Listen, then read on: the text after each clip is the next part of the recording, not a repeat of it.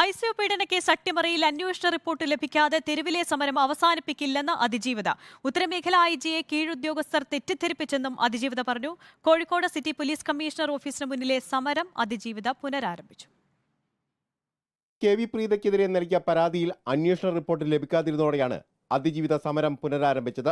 ഉച്ചയോടെ ഉത്തരമേഖല IGയെ നേരിൽ കണ്ട് റിപ്പോർട്ട് നൽകണമെന്ന് അതിജീവിത ആവശ്യപ്പെട്ടു. സാങ്കേതിക പ്രശ്നങ്ങൾ ചൂണ്ടിക്കാട്ടിയ IG നിയമപ്രശ്നങ്ങൾ മറികടക്കാൻ കഴിയുമോ എന്ന് പരിശോധിക്കുമെന്ന് മറുപടി നൽകി.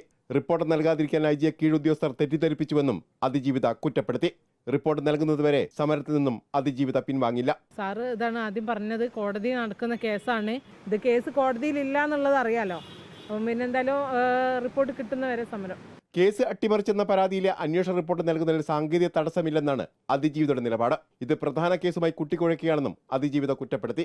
റിപ്പോർട്ട് നൽകാമെന്നുള്ള IGയുടെ ഉറപ്പിൽ നേരത്തെ നടത്തിയ സമരത്തിൽ നിന്നും അതിജീവിത പിന്മാറിയിരുന്നു. KV പ്രീതിക്കെതിരെയുള്ള പരാതിയിൽ കഴമ്പില്ലെന്ന് കണ്ടെത്തിയ അന്വേഷണ സംഘം ഒളിച്ചു കളിക്കുകയാണെന്നും മനുഷ്യാവകാശ പ്രവർത്തകരും കുറ്റപ്പെടുത്തി.